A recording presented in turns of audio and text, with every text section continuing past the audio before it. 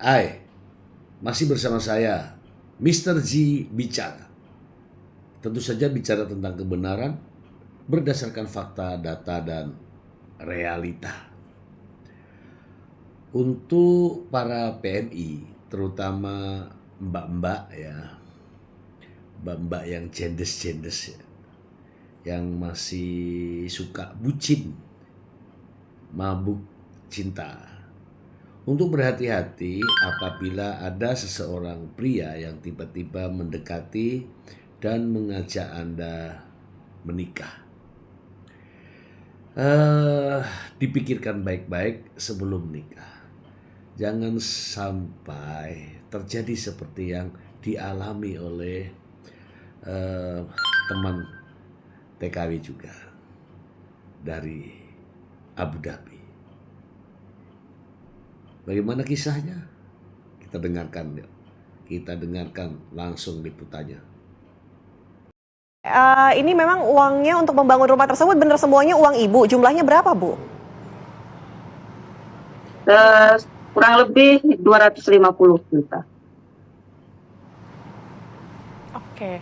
Bu Karsi, ini memang di awalnya itu perjanjiannya seperti apa hingga akhirnya Ibu mengirimkan uang sebesar 250 juta untuk membangun rumah ini. Bagaimana, Bu, cerita awalnya?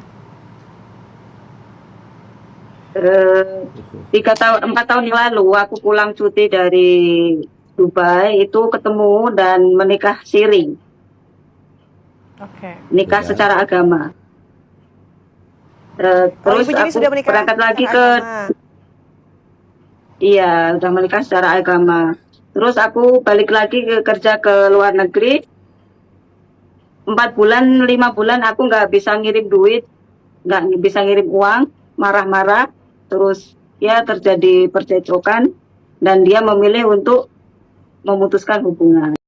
Saya hanya mau bilang, jangan ya dek ya, jangan. Ini terjadi begitu singkat ya, dan langsung menyerahkan begitu kepercayaan penuhnya ya. Uangnya diserahkan, semua diserahkan, kemudian cinta dikhianati. Bagaimana selanjutnya? Ayo kita simak bersama. Dia mungkin udah punya wanita lain karena dia udah punya keputusan kayak gitu. Mungkin 6 bulan kemudian dia udah punya, aku dapat kabar dari para tetangga, dia udah nikah secara resmi dengan wanita lain. Oke, artinya setelah ditinggal dengan kasihnya begitu, Ibu akhirnya bermediasi begitu. Nah, Ibu, kalau 250 juta ini kan jumlah yang tidak sedikit. Ini berapa lama, Bu, mengirimkan uang dengan jumlah segitu? Apakah kemudian sekaligus 250 juta atau seperti apa? Per bulan, tiap aku menerima gaji, semuanya harus dikirim ke dia gitu. Per bulannya mungkin sekitar kurang lebih 6 jutaan.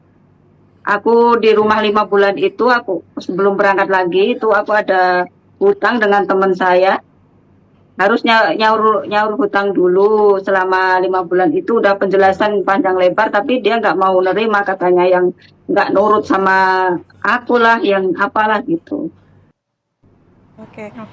Bu Karsini, mediasi seperti apa yang kemudian dilakukan hingga akhirnya rumahnya ini berhasil dirobohkan begitu? Artinya tidak ada tuntutan lain? Nggak ada tuntutan lain. Pertama itu ya udah mediasi, aku udah cuman minta uang kembali 100 juta. Itu pun nggak secara kontan, boleh dikredit, misalnya 1 bulan mampunya berapa, 3 juta atau 4 juta gitu kan. Tapi dia tetap kekeh nggak mau ganti rugi gitu. Terus aku bilang gitu ya, kalau udah nggak mau ganti rugi ya rumah aku robohkan kan gitu. Bukan? Terus dia bilang kalau mau dirobohkan ya robohkan saja gitu.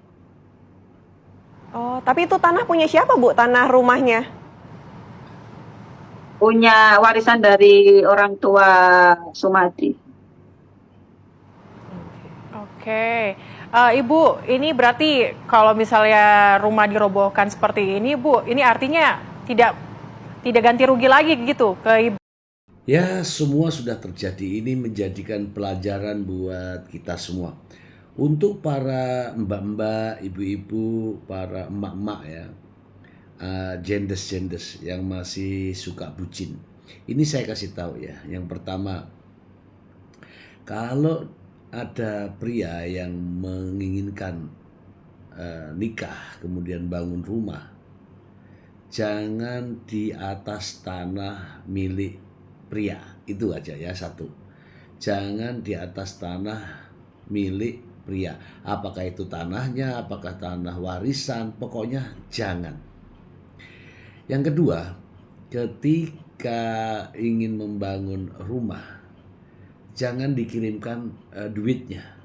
Tapi bawa nanti duitnya bersama-sama dengan Anda ketika pulang dan bangun rumah ketika Anda sudah membeli bahan-bahannya. Apa yang Anda mau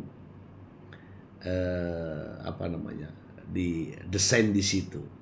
Agar apa? Agar Anda juga berkontribusi dalam membuat rumah. Bukan hanya uangnya saja, tetapi ada keinginan untuk membangun rumah seperti apa gitu. Jangan hanya dipercayakan kepada suami, nanti uangnya bisa menyusut dan biaya membuat rumahnya bisa membengkak. Ini saja ya, karena hal-hal yang lain mungkin Anda sudah pada dewasa, Anda sudah paham itu. Yang jelas, jangan sampai Anda mengalami kejadian semacam ini. Semoga bermanfaat. Terima kasih. Bye.